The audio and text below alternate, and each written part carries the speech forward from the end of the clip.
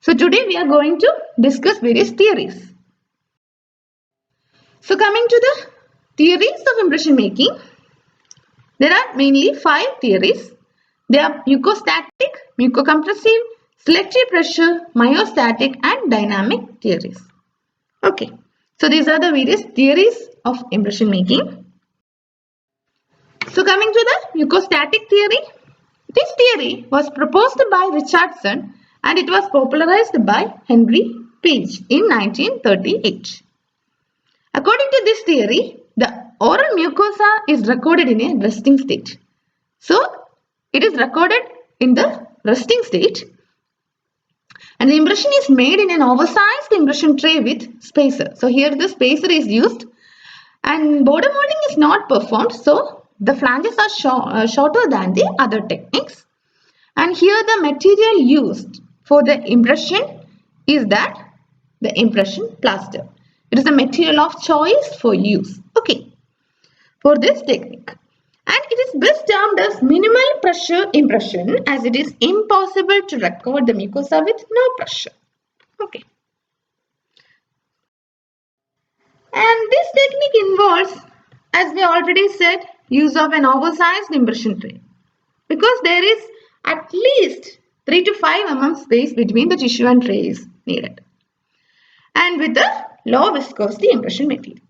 So here mucostatic technique uses low viscosity impression materials.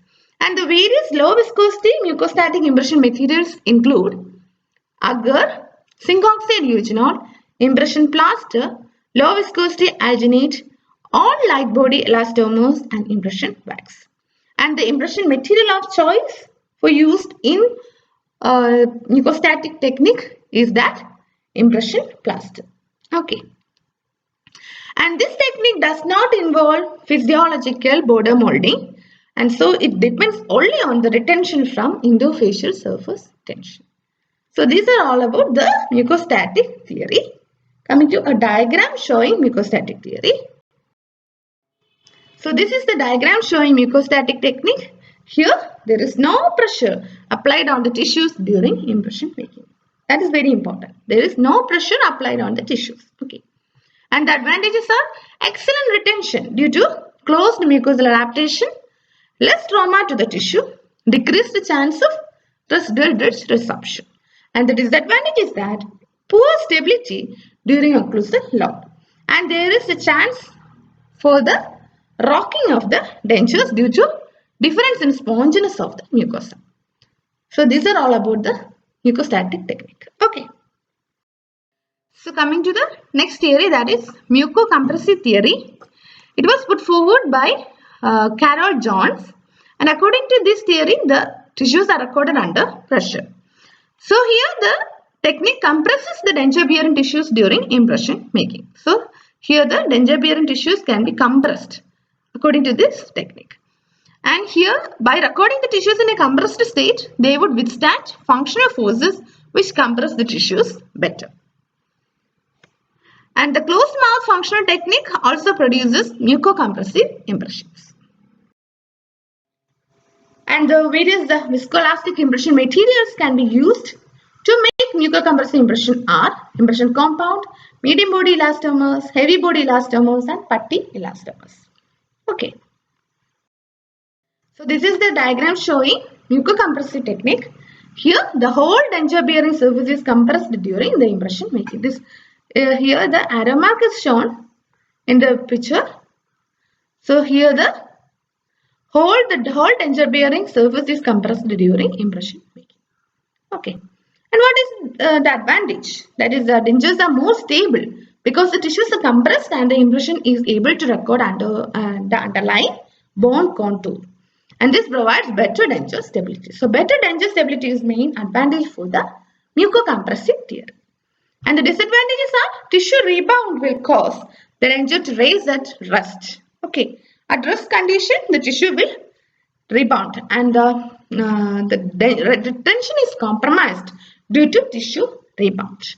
And the residual ridge resorption is increased due to pressure on the tissues. Okay. Due to pressure applied to the tissues, residual ridge resorption is increased. So that is the disadvantage. So that is all about the mucocompressive theory. Okay. So coming to the selective pressure theory, it was put forward by Boucher, and this philosophy was proposed by Boucher, and he combined the merits of mucostatic and mucocompressive theories. And based on the anatomical landmarks and the histology of supporting tissues, Boucher designed special impression trays to produce a selective pressure impression. Okay. So here it combines the principles of both pressure and minimal pressure techniques. And the pressure is applied selectively on areas capable of resisting stress, that is stress bearing areas, and reduced from areas incapable of tolerating stress, that is relief areas. So here the pressure is applied selectively on some areas. Okay, so if it is applied to the stress bearing areas and it is relieved from the relief areas. Okay. And this is achieved through the design of the custom tray, where non-stress bearing or relief areas are relieved and the stress bearing areas contact the tray. And the technique combines the principles of maximum coverage within physiologic limits with intimate contact on the movable, loosely attached peripheral tissues and light pressure on the weak tissues. So that is about the selective pressure theory by Boucher. So this is the diagram showing selective pressure impression theory. Here, the area of tissue contacted by the tray is recorded under pressure and the tissues not contacted by the tray are recorded in the state of rest. Okay, here the pressure is applied and here it is recorded in a state of rest. So the relief areas of the maxilla are incisive papilla and mid-palatal raphe, and the relieving areas of the mandible are crest of the residual alveolar ridge, mental foramen of severely resorbed ridges, and genial tubercle of severely resorbed ridges. Okay. Okay, we have already discussed various anatomic landmarks of maxilla and mandible in detail. You can watch that video also. Okay. So here, this picture shows that in the first picture, it shows the technique is preferably made with low viscosity impression materials such as zinc oxide eugenol, impression paste or light body elastomer. And the resulting impression in the supporting areas is only 0.25 mm and it is called a wash impression. So this type of impression is called as wash impression. And here the wash impression is that this arrow mark which showing the transparent layer indicates the impression material is just 0.25 mm thick and that the border molding is accurately represents the physiological anatomy of the sulcus. And in this picture it shows spacer adaptation of the spacer adaptation for the monophase impression material. And notice that the extra layer of the relief wax is added to accommodate monophase impression material. So here it is the use of medium bodied elastomer for this type of trays. Okay. And in such cases, a uniform layer of spacer should be added along with the relief wax to accommodate the flow of the material. Here the selective pressure is provided by the difference in thickness of viscoelastic material. So that is this picture. It shows the border molding done with medium viscosity impression material. Here the border molding is done with medium viscosity impression material. Okay. And finally the summary of the techniques: mucostatic, mucocompressive and selective pressure impression theories. So next technique, that is the myostatic impression technique. It was put forward by John P. Fresh. This technique begins with recording an overextended impression and then marking the muscle attachments. In order to record the myostatic outline, the special trays are fabricated 2 mm short of the muscle attachments and the periphery of the impression is traced with medium viscosity impression material. Okay, as we already said. And the border molding or peripheral tracing can be defined as the shaping of borders of impression tray to conform accurately to vestibular areas and the border seal areas. So that is about the myostatic impression technique. It was put forward by John P. Fresh. So here the border molding is done with medium viscosity impression material. Okay.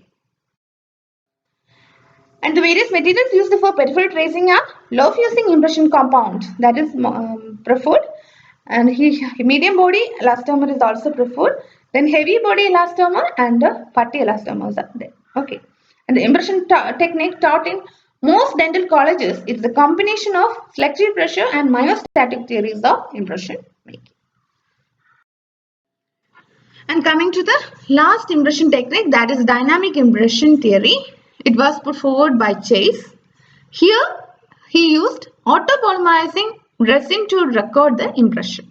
With the advancement in materials, the soft liners are extensively used for making the impression. And according to this theory, a perfect physiological impression is created by a slow molding material over weeks of use. And the final tissue contours are reproduced by hard reline in the lab. And that is all about the impression theories.